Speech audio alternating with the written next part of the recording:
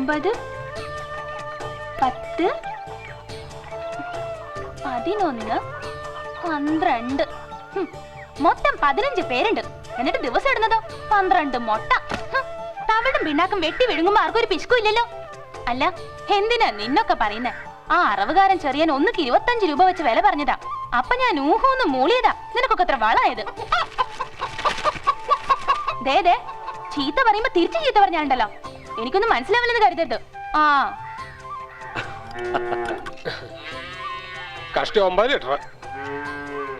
പുരുഷൻ ചേട്ടാ, ഒന്നുകൂടി കറന്നു നോക്കൂ. ഇനി കറന്നാ ചോര വരും. ചോര കറന്ന എനിക്ക് ശീലല്ല. ഓക്കെ. ആ ബ്രോക്കർ കുഞ്ഞാപ്പിയുടെ തലയിൽ കല്ല് മഴപ്പിക്കത്തേ ഉള്ളൂ. രാവിലെ 15 ലിറ്റർ, വൈകിട്ട് 10 ലിറ്റർ. എന്തൊക്കെ പറഞ്ഞതിന് എന്റെ തല കെട്ടിവെച്ചത്. ആ പിള്ളയാടെ അമ്മാവന്റെ കടയിൽ പാല് വെക്കാൻ ഓർഡർ ഉണ്ട്. അതാ ഒരു സമാധാനം.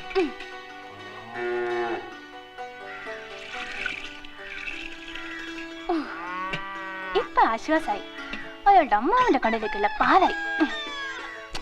അച്ഛനോട് ചായ ഉണ്ടാക്കിയ ചെറുക്കനെ വിളിച്ചോണ്ടോ പറഞ്ഞിട്ട് മണിക്കൂർ ഉണ്ടായല്ലോ. അവരുടെ ക്ലാസ് പരീക്ഷ ഉള്ളതാ. ഞാൻ വിളിച്ച അവൻ എണീക്കില്ല മോളെ. ഓ എണീക്കത്തില്ല മോളെ എന്ന് പറഞ്ഞ അവനെ വിളിച്ചോണ്ടേണ്ട ഉത്തരവാദിത്വം തീർന്നല്ലോ. ഇപ്പൊ കാണിച്ചില്ല. അവനാണെ ആസനത്തിൽ സൂര്യൻ ചൂടിച്ചാൽ എണീക്കത്തില്ല. എടാ ദേവാ, ആഹാ എണീക്കണം, എണീക്കാൻ. ചേച്ചി എന്നെ വിളിച്ചത് നന്നായി, അല്ലേ ഞാനങ്ങ് ഉറങ്ങിപ്പോയനെ. അവന്റെ ഒരു വേഷം കെട്ടില് പോരുന്ന് പഠിക്കണം. ആ ചായ വന്നല്ലോ. കൊച്ചമ്പര എണീറ്റോ? ചായ കുടി. ഈ ചേച്ചി എന്നെ ഉറങ്ങാൻ സമ്മതിക്കുന്നില്ല അച്ഛാ.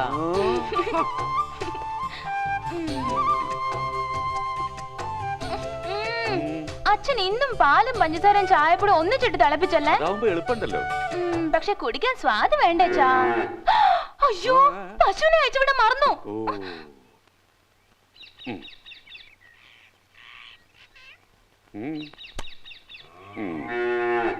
ദേ അഴിച്ചു വിടുന്നൊക്കെ കൊള്ളാം. എന്റെ കപ്പയും വഴിയൊന്നും തൊട്ടു പോകരുത്.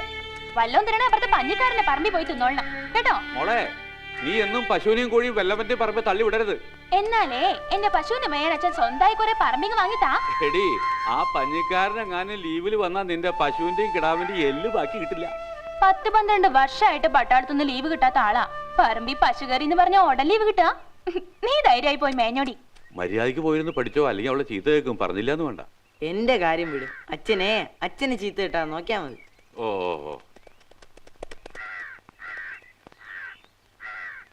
അച്ഛൻ ഇറങ്ങിയിട്ട് വരാം മോളെ. നിക്ക് അച്ഛൻ ഇന്ന് പുഴക്കരെ പോയെന്നെങ്ങാനും ഞാൻ അറിഞ്ഞോ? മോളെ, അച്ഛൻ ഇന്നു മുതൽ ഈ നിമിഷം കൂടി നിർത്തി. ഇത് സത്യം സത്യം സത്യം. അച്ഛൻ ഇങ്ങനെ എന്നും കള്ളസത്യം ഇട്ടിട്ടാ എന്റെ അമ്മക്ക് നേരത്തെ പോയത്. ഇനി എന്നെയും കൊല്ലല്ലേ മോളെ. ഞാൻ വെറുതെ പറഞ്ഞല്ല അച്ഛാ.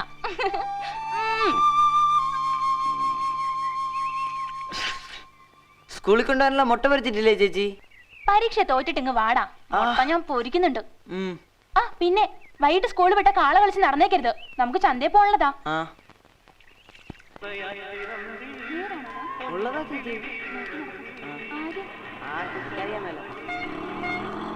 ഗംഗേ, അച്ഛൻ പച്ചക്കറി വാങ്ങി പകല് 20 രൂപ തരാനുണ്ട് കേട്ടോ. ഒരു 100 രൂപ തരാനുണ്ട് ചോദിക്കുന്ന മനസ്സിലാക്കാം അല്ലേടാ. ഇതുവരെ 20 രൂപ. നാണില്ലല്ലോ. അതെ അതെ അതെ. നീ രാവിലെ ഒട്ടും കൊഴുപ്പില്ല.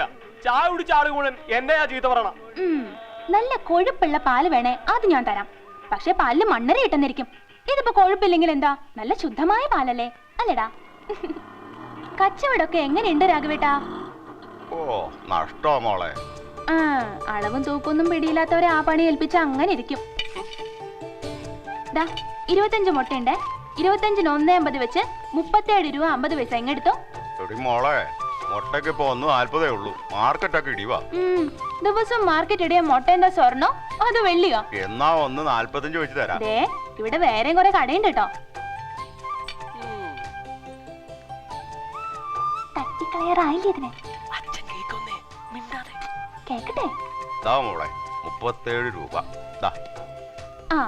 ഇതിന്റെ കൂടെ ഒരു 50 പൈസ കൂടി തികച്ചിങ്ങട്ടാ. രാഘവേട്ടാ, ഈ ലോഡ നിറക്കിക്കേ.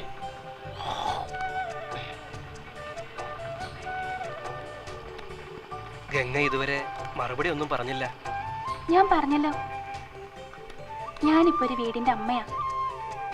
അച്ഛനും എന്റെ ദേവനും അടങ്ങുന്ന വീടിന്റെ അമ്മ.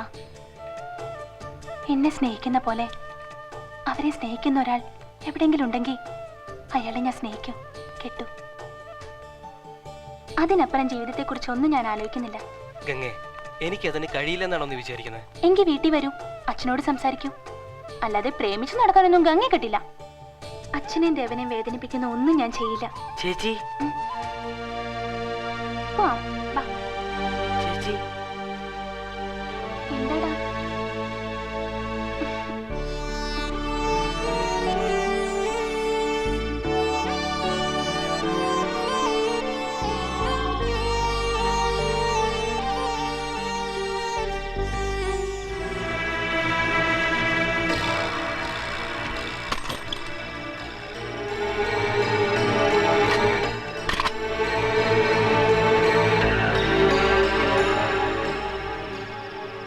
ദേവ, ഞങ്ങളാ. സോറി എന്തേട്ടാ, ആരോ നടന്നു വരുന്ന കണ്ടപ്പോ ഞാൻ. അയാളുടെ ഫോട്ടോ കിട്ടിയെന്നുള്ള നിന്റെ മെസ്സേജ് കിട്ടിയപ്പോഴേ ഞങ്ങൾ പുറപ്പെട്ടു. ഇനിയിപ്പോൾ ആളെ കണ്ടുപിടിക്കാൻ എളുപ്പമാണല്ലോ. ഈ സ്ഥലം എങ്ങനെ കണ്ടെത്തി? എവിടെയും മറഞ്ഞു നിന്നാണല്ലോ നീ പടം നയിക്കാറ്. അപ്പോ നീ മറിഞ്ഞിരിക്കാൻ ഇടയുള്ള സ്ഥലങ്ങൾ തേടി ഞങ്ങൾ നടന്നു. ആ, അതൊക്കെ പോട്ടെ, നീ ആ ഫോട്ടോ കാണിച്ചേ.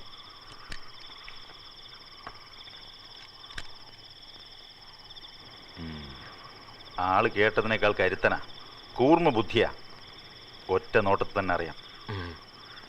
എന്തായാലും നീ പേടിക്കണ്ട, ഞങ്ങൾ തപ്പിയെടുത്ത് തരാം.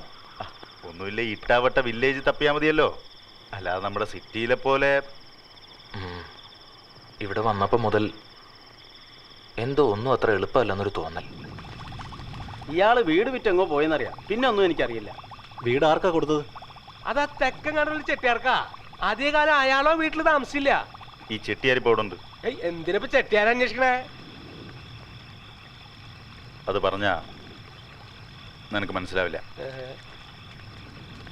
പോവാം.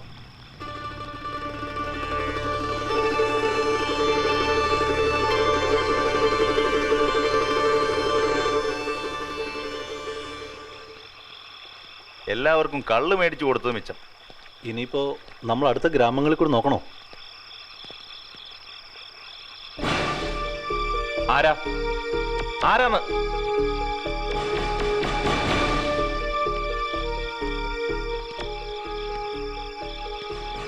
ആരാ? എന്തിനാ ഞങ്ങളുടെ പിറകെ വന്നത്? നീ ദേവനല്ലേ? ഇങ്ങോട്ട് നോക്കിയേ, നിനക്കെന്നെ മനസ്സിലായില്ലേ? ജോസഫടാ ഞാൻ. പുഴക്കര വാറ്റ് നടത്തിയിരുന്ന ഉണ്ടച്ചാമ്പറമ്പിൽ തോമസിന്റെ മകൻ ജോസഫേ. നിങ്ങൾ ഉദ്ദേശിക്കുന്ന ആളല്ല ഞാൻ. ഇത് നീ തന്നെയാ, അല്ലാതെ ആരാ അയാളെ തേടി വരാൻ?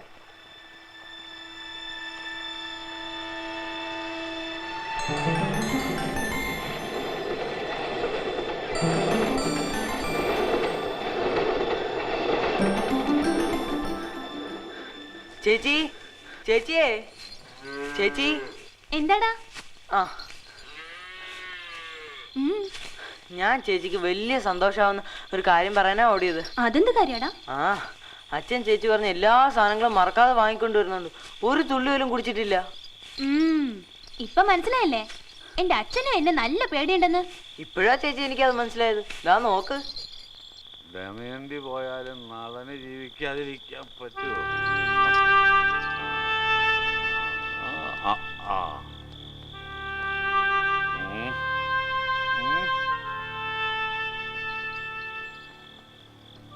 എന്താടാ രണ്ടുപേരൊന്നും മിണ്ടാത്ത?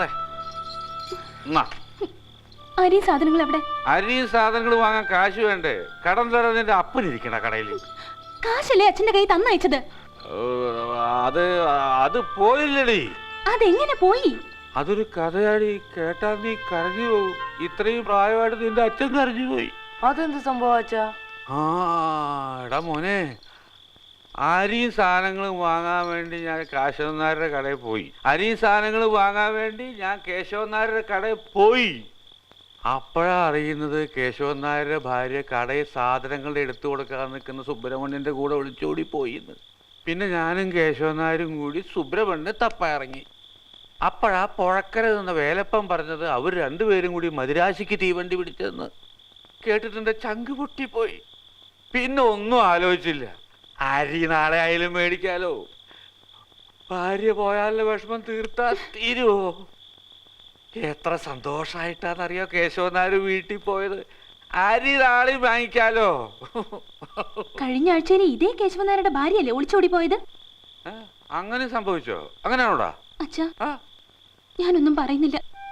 പക്ഷെ അച്ഛനൊന്നും ഓർക്കണം, എന്റെ പ്രായത്തിലുള്ള ഒരു കുട്ടിയും ഈ നേരത്തെ ചന്തയിൽ പോവില്ല അത്താഴത്തിന് അരി വാങ്ങാൻ. അച്ഛനിങ്ങനെ ഉത്തരവാദിത്തമില്ലാതെ തന്നെ പെരുമാറണം.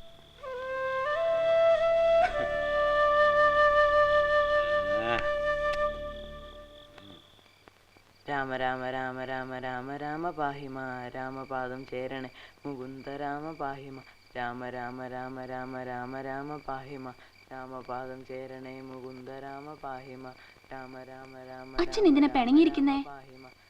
ഞാൻ ചീത്ത പറഞ്ഞിട്ടാ? ആ, എന്നാ ഞാൻ ഇനിയും ചീത്ത പറയാം. മോളെ, ചിലപ്പോഴൊക്കെ ഞാൻ കുടിക്കാറുണ്ട്, വീട്ടുകാര്യങ്ങൾ മറന്നു പോവാറുണ്ട്, ശരിയാ. പക്ഷേ ഞാൻ തീരെ ഉത്തരവാദിത്തമില്ലാത്തതൊന്ന് മാത്രം പറയരുത് കുട്ടി. ഇതെന്താണെന്ന് അറിയോ നിനക്ക്? നമുക്ക് ഇല്ലായ്മ ഉണ്ടാവും, പട്ടിണി ഉണ്ടാവും. എന്നാലും ഒരു ദിവസം എൻ്റെ മോൾ ഒരാളുടെ കയ്യും പിടിച്ച് ഈ പടിയിറങ്ങുന്നത് വെറും കൈയോടെ ആവരുത്.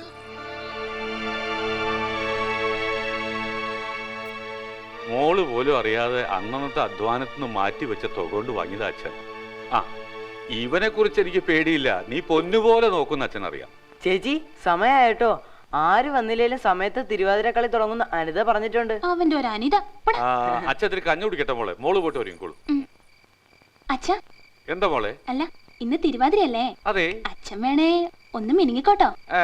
ഞാനത് വേണ്ട വേണ്ട, ഞാൻ നിർബന്ധിക്കില്ല. അങ്ങനെയാണെങ്കിൽ നിർബന്ധിച്ചോളൂ, നിർബന്ധിച്ചോളൂ, ശരിക്കും നിർബന്ധിച്ചോളൂ.